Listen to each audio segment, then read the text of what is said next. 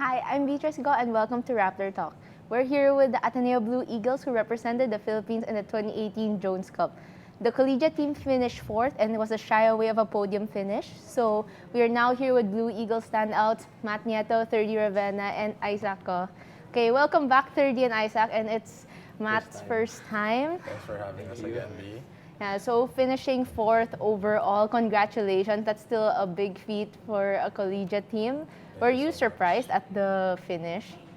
Yeah, well, actually, we were surprised in a sense that we really didn't set a particular target on whether or not we'd place, we'd have a podium finish or we'd win a couple of games. It's just that we just wanted to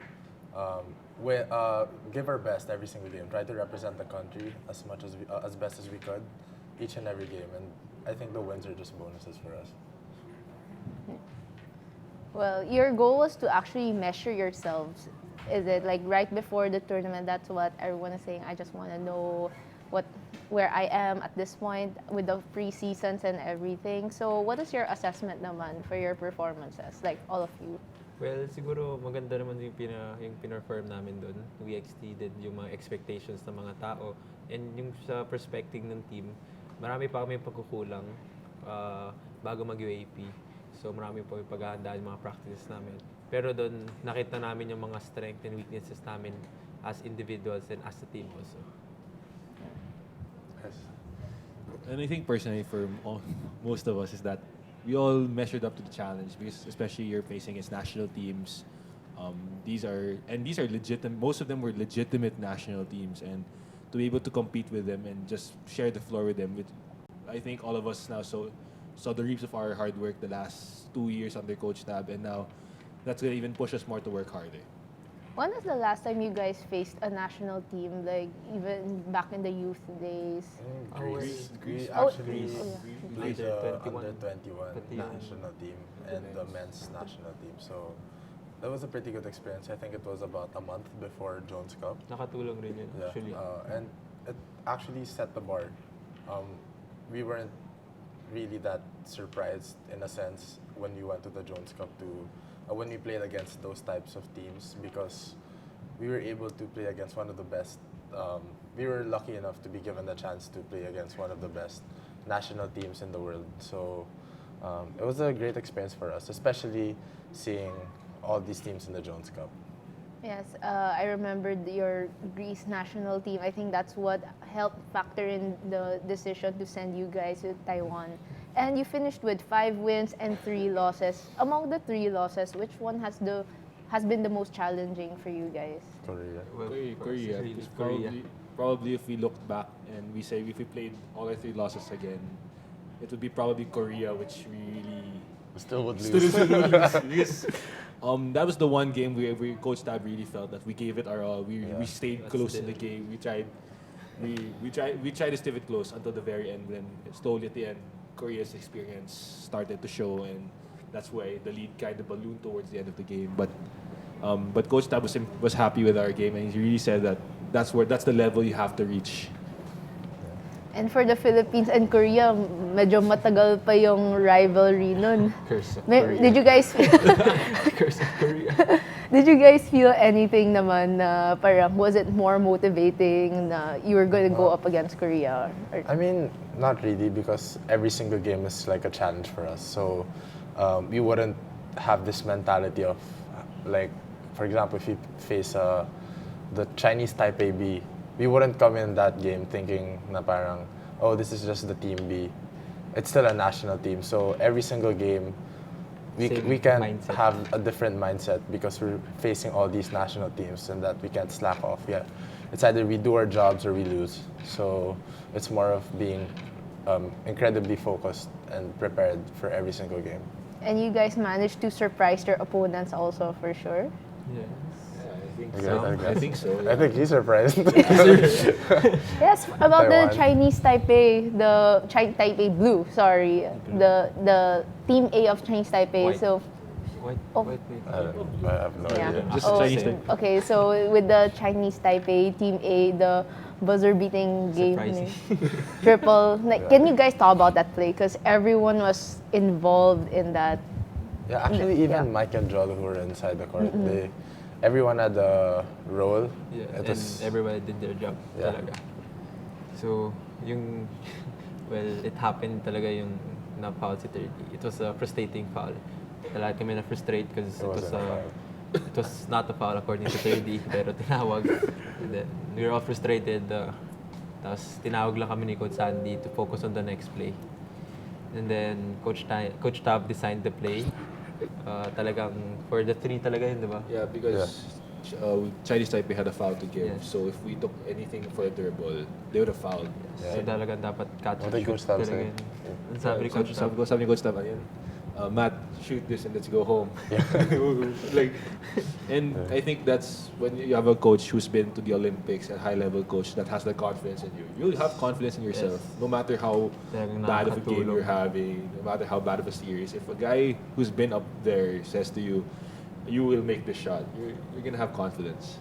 Yeah, galing. I watched that play over and over again, and it's like, diba, there was someone defending you, tapos he actually went With the Jolo. other with Jolo, and then you were like really guarding. He was screening to Yeah, Chinese Taipei. yeah. And Yeah. then, perfect pass by 30. Ang ganda ng pass. Oh, Sakto. Yeah, it was sakto Perfect to shot. you. Yeah, and then so would you say that was your most memorable, like, moment in the Jones Cup? Yes, of course. Minsan ka lang nag-game winner na para sa bansa mo. And yung crowd talaga, they were really against us. Tapos napatahimik ko silang lahat. Yung mga family na namin, mga parents namin nag-cheer. So talaga nakaka-overwhelm na nagsa-stand out sila lahat kahit konti sila against the Chinese Taipei crowd. Sinabi mo ba talaga yung atin to? Yes, sinabi ko. Sabi ko sa teammates ko, atin to. Kasi sabi ni Coach Tab, let's go home. Sabi ko, atin na to. Hindi na mawawala yung laro na to. Yeah. Then for 30 naman, you had a monstrous volleyball block.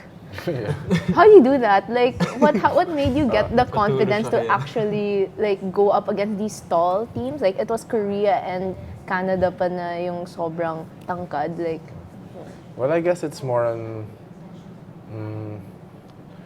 when you're in a situation that you have to do it. For example, and given in the Japan game, they had a run where we only had we had a 10-point lead, I think. Well, a safe, Yes, well, a considerable lead against Japan. Then they had the run, and it came to a 4-point lead. Tapos na turnover pa namin yung bola. So coming into the defensive side naman. So inisip ko na I can't let this happen. I mean, pag nag-run pa sila ng 70, naka-score pa sila, magiging 2 points na lang. So they'll gain more confidence. So I just had to do what I could. I tried my best, and it was just so, I just tried to distract the shot. And nagulat na ako na naka-block pa. yung better than Bea De Leon pa daw eh. Siya pa yung nagsabi. Yeah. Isaac naman, you had a 21-point game. So, what happened there? Easy money. Nilabas nilang yung Isaac ko. Oh, Well, time to shine. No. Well, personally, because actually the game before that, the Japan game, I actually had a bad game. Really bad game. So, I think that's one of the benefits of this kind of tournament is that if you have a bad game, you don't have to wait a week to play another game. So, I just wanted to get out there and just play my best. And nagkataon, na-shoot ko yung mga pasa nila. And nakumyansa ako. And then, it's not often that you get that kind of game, that kind of game where you're just in the zone. And I think what made it more memorable is that it was for the country. And I guess I'll just cherish that moment forever. Speaking of the format na tuloy-tuloy nga yung mga games niyo, like, how does this help with your condition, like just right before UAP? Has it helped you naman? Well, I mean, 8 games in 8 days is tough, even for anybody. Even you see in the NBA, they don't really allow teams to play more than back-to-back games or 3 games in 4 nights. So in terms of conditioning, I think it helped us for the UAP. And not only the physical side, but the mental side, being able to absorb a scouting report one day before even we'd get The day off. the day of the game, we'd have viewing maybe 5 hours before the game. We have 5 hours to sit on information that can help us win games. And I think that's going to be crucial, especially in the UAP, that coach staff is going to give us detailed scouting reports. The coaching staff is going to give us more information. And it's just us to absorb it and use it. Then for the off-the-court side, so your family was there. So was this tournament memorable for you guys? Oh yeah, super memorable since they came all the way from Manila just to watch us. Tapos well for me, buong family ko pa yung nanood. So talagang nakaka-overwhelm nga kasi nandun sila lahat nanonood para lang sa amin ni Mike. Kasi minsan lang, once in a lifetime opportunity na nakita nila kami ni Mike sa court para naglalaro sa country. Twice na yun, nag-FIBA World na kayo. FIBA Asia, FIBA. Well, kasi Thrice in a lifetime. Kaso hindi nanood sila mami nung FIBA World din. So ngayon, complete sila, nanonood sila lahat. Well, I guess for me, it's really the honor of playing for the country that's memorable. It's not even about getting wins. As a basketball player, I think it's not just being in the pros.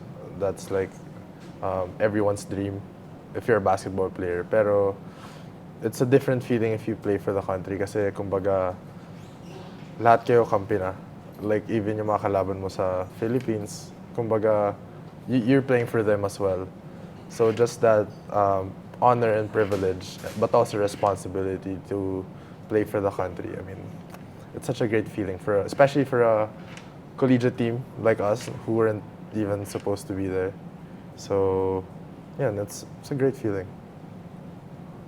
And I think just to add, especially that when you go to another foreign country, sometimes the crowd is always against you, and knowing someone's there in the crowd cheering you guys on, it means a lot. And not only of our family, but also the Filipino community that flew from provinces across Taiwan. Yeah. We even knew people who flew from Manila to Taiwan just to watch Cebu. us. Cebu to Taiwan. Cebu. And Yeah. it has a good feeling with you because you know that at the end of the day, you have people who support you, who are there for you, no matter how good you play or how bad you play. How was the Filipino crowd there? Was it big? No. Because generally speaking, the Taiwanese crowd was what dominated the arena. And then for your fourth place finish and your 5 wins, what does this say about this Ateneo team? I guess it shows that how good we have become over the last 2 years, developing, becoming better players.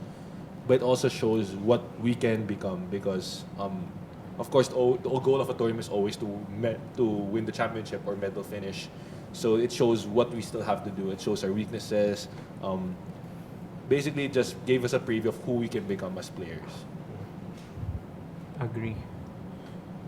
Yeah. Well, I was just right. I mean, more than all the praises, lahat ng mga kind words na sinabi sa amin. I think the tournament, on the contrary, is a good opportunity for us to learn more about our mistakes as a team and as individuals. Kasi coming into the Jones Cup, we won 3 preseason tournaments. So I think it would have some mental or psychological effect on all of us. I mean, even subconsciously na we'd think now we know a lot that we could think na we're good enough or that we don't need to improve anymore. But coming into the Jones Cup against Korea, we thought na disciplinado na kami as a team. But when we played them, it was just like school for us. They taught us, they schooled us. I mean, on discipline, they really exposed us. They waited for us to commit mistakes before they exploited us. So it just goes to show na, yeah, we really need to learn more. We have a lot of stuff to work on as a team, and actually it's a good thing kasi when you have those mistakes, that just means you still have a lot of things to improve on, and you could be better and better and better as time goes by. And all of you guys actually had breakout games, like even for the rookies, like see Ange and see Will. Can you talk about your new teammates since you guys have been the core, and then like how has your new teammates fit into the system? Ano ba? Well, I guess I, it's I think the generally system speaking, of coach tab. yeah. they've all bought into the program, Yes. especially sometimes when you're introduced to a new culture.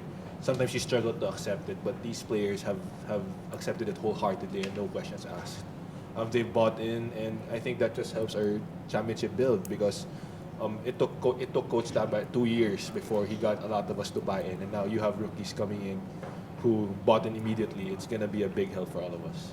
Pati they just accepted their job, kaya malaking tulong talaga sa amin yun. And they just trusted the system of Coach Tab.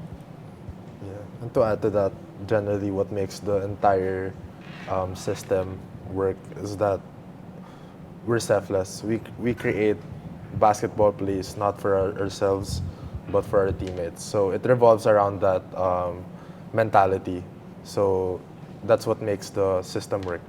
And your newest addition to the team, si Chu, he also played in the Jones Cup, surprisingly. How was he naman? Like, Yeah, Matt, how is he? Kapangalan mo eh, kapangalan mo. Well, siguro it's not the best performance that he can give sa team. Kasi nagulat nga siya like one day before, dun in-announce na maglalaro siya. And hindi pa siya comfortable sa system namin kasi kakadating niya lang from the US, from Canada. So talagang in-expect na namin yun. Pero yung pinakita niya, yung potential niya as a player nandun. And in the long run, magagamit rin namin siya. and you guys, as a team, created buzz on social media with regards to your sportsmanship and the clean locker rooms. So, were you guys inspired lang by, like, for example, the Japanese in the Yeah. World Cup, or Just or to- was it your own initiative? I think it was 2 years ago. I Yeah, think. just to clarify it, yeah. It's been 2 years already that We've been doing that. yeah. I mean, what Japan does, that they clean the lockers, that they make sure it's spotless after the game. It's actually a rule for us that every game we should be able to leave the locker rooms the way we entered it. So it needs to be cleaned. Parang hindi siya pwedeng may tape lang or may food na nakakalat. So yeah, I mean, some people were already talking about how we just copied, or kumbaga, like, I don't get na why there were negative effects nga actually that I was surprised, but we've been doing it for a while. And not even And- sa games, even sa yeah. practices namin Yeah. talagang it's spotless lang. Yeah. Kasi magagalit sila pag ano. Talagang rule na namin talaga yun sa team. That to be clean lagi before and after the game. Spirit of Magus? Meant for others. Yes, and then so for your expectations naman in the UAP, since in the Jones Cup all eyes were actually on you, and so what can you and you're saying some about your improvements, like something about the things that you have to improve lang for the upcoming season. Well, mas mahirap na sa amin now to defend yung title, lalo na ngayon nakita nila yung the way we played sa Jones Cup. Lahat sila, well, of course, they scouted us there also. Lahat sila nakatingin sa amin. We have a target on our back palate. And everyone wants to bring us down. So, mas mahirap yung title namin, makuha yung title this year. But, well, dahil sa Jones Cup, natutunan namin yung mga weaknesses nga namin doon. Nakita namin kung ano pa yung kailangan namin i-improve on. So, we have a month before UAP. That for sure, yung weaknesses namin yun, magiging strength rin namin in the UAP.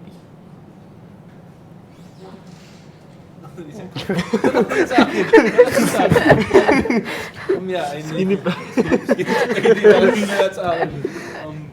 But it's really, I think we have 1 month really. You can do really a lot in 1 month, and of course the Jones Cup really revealed to us things that we need to improve on personally and as a team. So I think we have 1 month to clear it all up, tighten some loose ends in terms of systems, in terms of execution, and maybe improve, because 1 month's a hell of a lot of time. Maybe, for sure, improve. Sure improve. Sure improve, and maybe we add more because, as Matt said, a lot of teams had eyes on us during the Jones Cup. Maybe coach has something new for us. We don't. Maybe. We can improve and learn in the last month before the season. Sad. Yeah, I mean, they've said that. It's really a matter of, preparing for the UAP now, giving a different mindset for us kasi we came from a trip in Greece na tuloy-tuloy yung games namin na hindi kami masyado naka-practice. And we came right after my Jones Cup. Now, we practice but only for shooting or just to review some plays. But that's it. So I think it's a matter of improving. Like lahat ng mistakes na nagawa namin or lahat ng mga pwede namin mapag-improvean na makikita namin sa video, that's what we're gonna incorporate in our practices and hopefully na ma-eliminate namin as much as we can coming into the season. Okay, so we can just wrap it up already. Oh, hold on. I'll just check if we have. Okay, we have no more questions. Okay, so let's just wrap it up. And then, so the Ateneo Blue Eagles participated in the Jones Cup, and they're coming back one month before UAP. So we'll see them in UAP season 81. Thank you guys for joining us. Thanks for having us.